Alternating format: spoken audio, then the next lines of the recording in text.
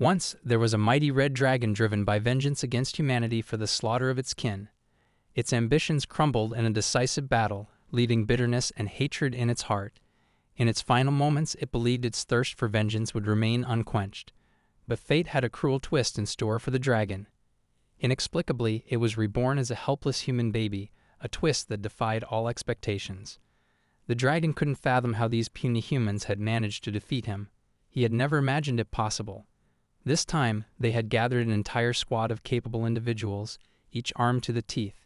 The dragon couldn't help but think, "It's over." The humans had a mysterious witch leading them, someone who directed their attacks with precision, targeting the dragon's weak points. The dragon marveled at the competence of the humans on the battlefield. It was as if they had assembled an elite squad with full sets of armaments. With a resolute shout, the witch declared the end for the monstrous being. To every human present, this was the culmination of their efforts, the end the behemoth deserved. As he faced his end, the dragon couldn't help but reflect. Did he truly deserve this fate? He had never intruded into human territory. In fact, humans had relentlessly attacked him for millennia. They had hunted him down repeatedly, sacrificing their own kind to do so. The dragon's memory was fragmented, with recollections of humans relentlessly pursuing him. Whenever he found a place to call home, humans would appear out of nowhere, attacking him and those he cared about for no reason. They killed his friends, wiped out his family, and displayed their remains as trophies of brutality. Finally, the dragon had reached his breaking point. With a furious roar, he unleashed a massive flame, incinerating everything around him. He had become the last dragon, with nothing left to his name and no one left to lose. Revenge was the sole reason for his existence. Surrounded by the very humans he loathed, he could finally close his eyes and rest. The last legendary red dragon had fallen, seeking peace in his slumber. In the depths of his dreams, he heard a sweet voice calling him affectionately. A blinding light drew nearer, and he felt utter confusion. Emerging from the light was a smiling human holding a tiny, delightful baby. The dragon couldn't comprehend why he was in the arms of a human. All he knew was that he needed to escape this place as soon as possible. He tried to feel for his wings, but they were nowhere to be found. Outwardly, he resembled a normal, tantrum-throwing infant. Inwardly, he dreaded the possibility that he had become a human. The man holding him celebrated proudly in front of his wife, declaring that the baby liked him. Inside the newborn dragon, a sense of humiliation burned. He wanted this filthy human to release him immediately. He couldn't tolerate such humiliation after all he had endured. Rei had no intentions of letting these humans treat him like an ordinary baby. Deep inside, he harbored a burning desire to unleash his fiery wrath and show them the true power they were dealing with. To them, he appeared as nothing more than a trembling infant, leaving the man and woman in bed utterly clueless about his true nature. Once he believed he had stored enough fiery power, Rei decided to release it. However, instead of the destructive dragon breath he had once commanded, all he managed to produce was a tiny glob of spit. His mighty magic had been reduced to a mere droplet. The man was taken aback by the baby's peculiar actions, while Rei himself questioned what had happened to his once monumental magic. The woman, seemingly unperturbed, reached out to pick him up, her sweet words filled with terrifying implications. In her larger, human hands, Rei felt immense fear. He had been thrust into a life of torment, with this beautiful woman welcoming him into a world he didn't understand. To him, Rei sounded like a laughable, insignificant name for a being with a dragon's heart. These humans were entirely oblivious to the powerful dragon spirit residing within him. Rei felt a surge of determination. If fate had granted him this second chance at life as a human, he was determined to exact his revenge. Just as they had done to his brethren, he would make humans pay for their crimes. With his new human body, he vowed to kill every single one of them. An eye for an eye, a tooth for a tooth. He was destined to become a menace to society. The infant's laughter took on a devious tone, leaving the man puzzled by how such a small newborn could seem so naughty. He couldn't shake the feeling that this baby was going to be a handful. Regardless, this was their child, their beloved baby. As Rei's tiny brain filled with thoughts of annihilation, exhaustion washed over him. Controlling his baby mouth had drained his energy, and he drifted off to sleep. He couldn't help but criticize the weakness of the human body. Planning humanity's downfall while needing a nap seemed absurd. When he opened his eyes, he found himself under a wide blue sky, surrounded by the refreshing embrace of nature. Time passed, and Rei, now living as a human, had learned much about mankind. He had even discovered the names of his parents, Scarlet and Jake. Scarlett's beauty matched her kind and gentle personality, while Jake's muscular physique set him apart as a strong and capable human. Their visitors arrived, and Scarlett and Jake welcomed them with open arms. The villagers held the couple in high regard, praising Jake for his remarkable swordsmanship and Scarlett for her formidable magical abilities. Their humility in response to such praise only endeared them further to the villagers. As Ray, their baby, crawled on the floor, the villagers marveled at his intelligence. Most children his age couldn't communicate their hunger, yet Ray did so effortlessly. They also noticed the subtle reddish tint to his hair, a curious development in a child so young. According to Jake, Ray's hair had started turning red a few days ago. In Ray's mind, his thoughts continued to swirl with questions and plans. Ray's fiery hair continued to grow, a clear sign that some of his dragon powers remained within him. He could almost sense his dragon form emerging, ready to be unleashed upon the world. As the visitors bid farewell, Jake requested their help in chasing away the beasts plaguing their farms. The dependable man assured them he would personally take care of the issue. Once outside the Talon house, the villagers began to gossip among themselves, questioning if the Talon family might be cursed. Ray overheard their words and interpreted it as fear of his red hair, reveling in the intimidation he believed it caused. Scarlett lifted Ray onto the feeding table, her and Jake's unconditional love and care confusing him. No matter how mischievous he was, they never scolded him. He had even attempted outlandish pranks, like peeing in Jake's mouth while he slept, but his parents had simply laughed it off. Scarlet Talon possessed incredible water mage abilities, a rarity even among adventurers. Ray couldn't help but think that having such magic at his disposal would make his future revenge even more achievable. At the age of 2, children had the chance to undergo a mage evaluation to determine their potential for mana. Today was Ray's assessment day, and his father wished him good luck before he embarked on the journey. As the carriage set off, Ray was brimming with confidence, believing he was destined to pass and reclaim his draconic magic. After a long carriage ride, Ray was awakened by his mother's cheerful voice. He observed the bustling town with a mixture of curiosity and concern, particularly regarding his frail human body. They strolled through the central marketplace, where merchants hawked their wares and businessmen pursued profits. One well-to-do merchant boasted about his intermediate quality beast crystals when a beggar approached them, asking for food. The merchant cruelly scolded and kicked the beggar, showing no compassion. Ray watched this scene unfold with a sense of tragedy. Despite all being humans, they ridiculed and belittled those weaker than themselves. In his previous life, he had considered it his duty to protect the weak, regardless of their form or species. Although he had failed in his past life, he remained committed to that ideal. Dragons, he thought, had the right attitude. While being carried in his mother's arms, they finally arrived at the bustling Roland Academy. The line to take the mage evaluation extended from the academy entrance, and Ray eagerly joined it. An attendant guided them, ensuring an orderly queue where candidates would be called by name. Ray had never seen so many people in one place, and his excitement soared. In the background, those who had failed the test grieved, their disappointment palpable. Ray's determination burned. He was confident he'd ace this mage assessment. The candidate ahead of them created a scene, throwing a tantrum over her perceived unfairness of the assessment after failing. Ray found this all too familiar. In his eyes, this world had always been unjust. Finally, an attendant called Ray's name, marking his turn to undergo the mage evaluation. Scarlett and Ray were asked to step forward, and a hint of nervousness flickered on Scarlett's face. This was the moment of truth for Ray. The robed, bearded facilitator of the evaluation instructed Ray to place his hands on a crystal ball. If he had magic aptitude, it would glow, and the color would reveal his elemental affinity. Ray eagerly complied, confident that the mighty red dragon within him would astound everyone. As moments passed, Ray began to hear his mother cry behind him.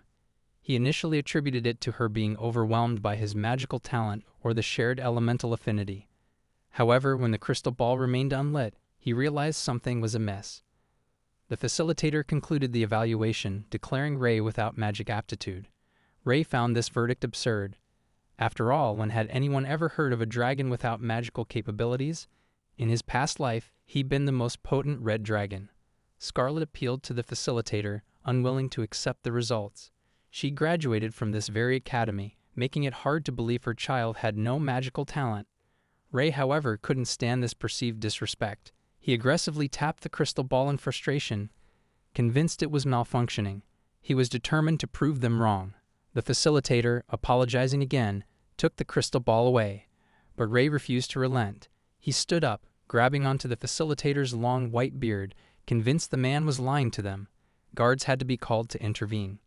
Late at night, Ray and his mother boarded the carriage once more, heading home.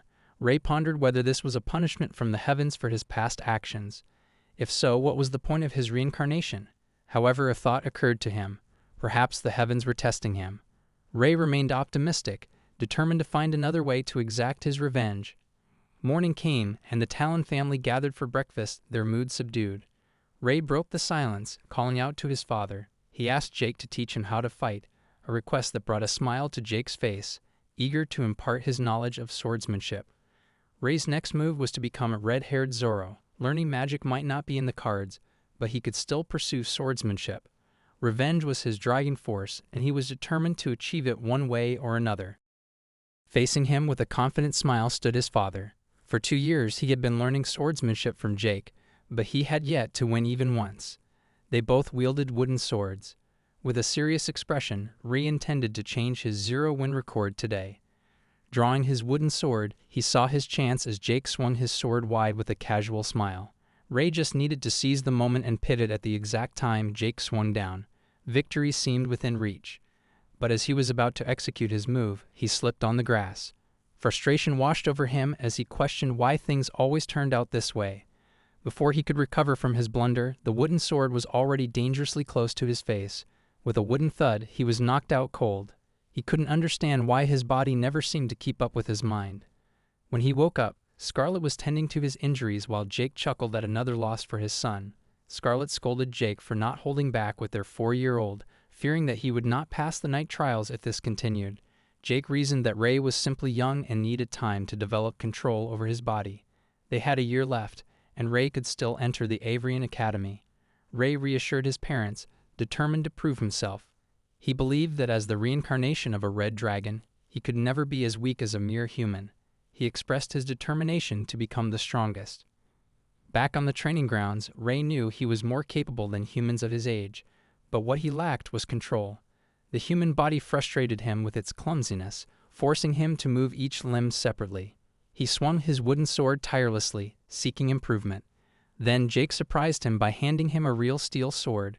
Ray was taken aback by this gift, a weapon almost as tall as he was. His father believed that practicing with a real sword would improve his control faster.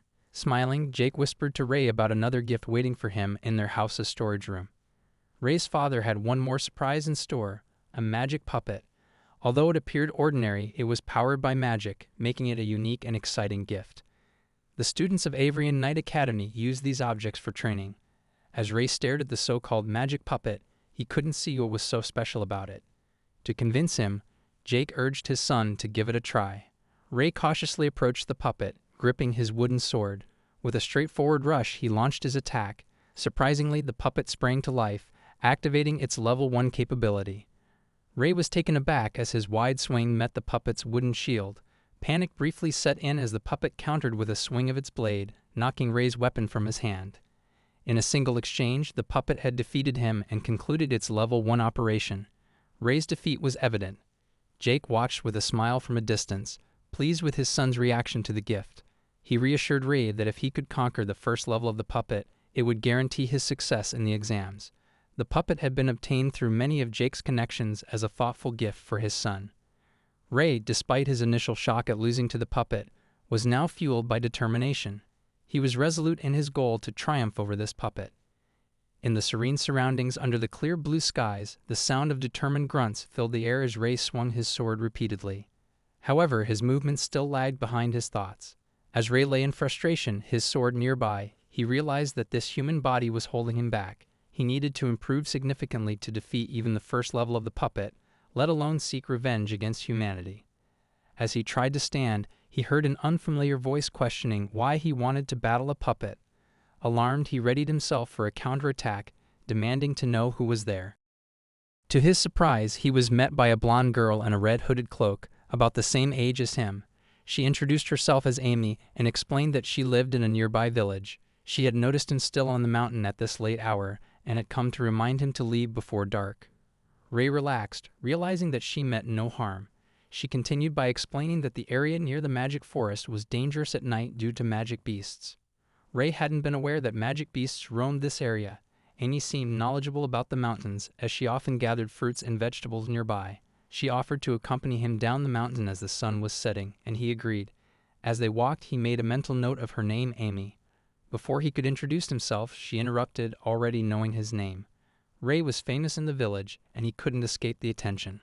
While the villagers praised his size and growth, there was an underlying fear of his supposed curse due to his red hair. They respected his parents but regarded him with unfounded fear, making him feel like a foreign entity in the village. Each whispered remark stung him deeply, and he couldn't help but feel like an outcast, even though his parents were still alive. Terrifying red dragons to frighten their children. Red was a color symbolizing strength and evil in human society, which was ironic considering that it was the greedy humans who had driven the dragons to near extinction. Now they were the ones being painted as evil in stories. Dragons used their immense power and fire to seek revenge and protect themselves, but humans interpreted it as proof of their brutality. Amy noticed that Rei had stopped in his tracks and called out to him to hurry up. As they walked side by side, leaving the mountains behind, Amy mentioned that she had seen him around these parts quite often lately. Rei confirmed that he had been practicing swordsmanship, intending to become a swordsman like his father. Amy knew that Rei's father was the only swordsman in the village and asked if he planned to sign up for the Knight Academy. Rei confirmed his intention to do so. Amy shared that her brother was also planning to take the exam. She thought her brother might be a bit envious of Rei since he had Jake as a mentor, while others in the village couldn't learn proper swordsmanship.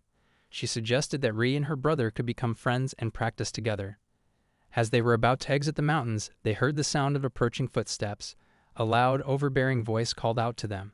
It was a similarly blond boy with his two sidekicks, addressing Rei as Red Hair and demanding that he leave his sister alone. The boy's face was indeed punchable, and his confrontational attitude irked Rei.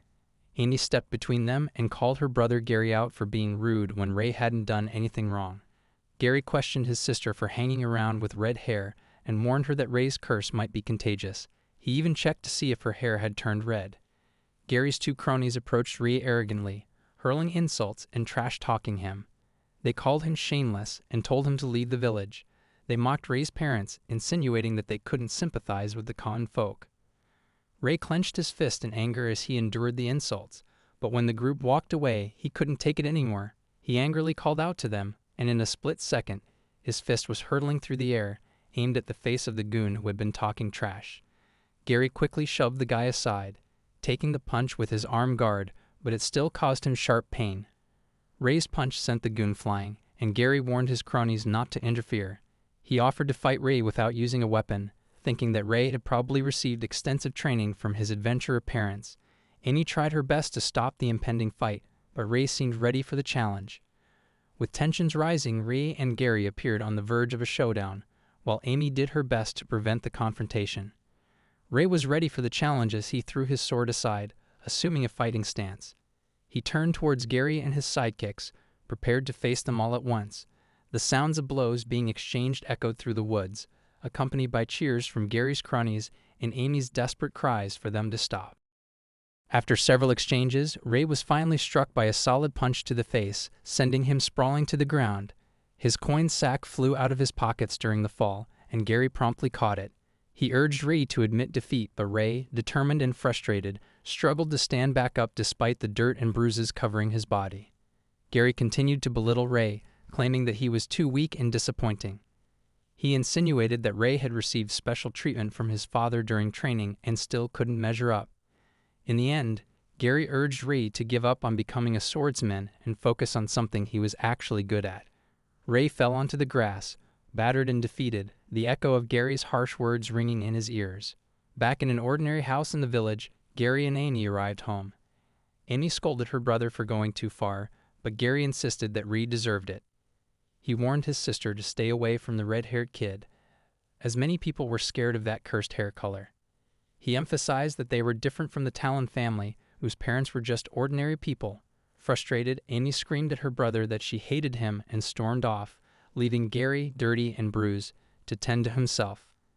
At the Talon house, Rei had finally picked himself up and walked back home. His mother cheerfully prepared dinner and welcomed her son back from training.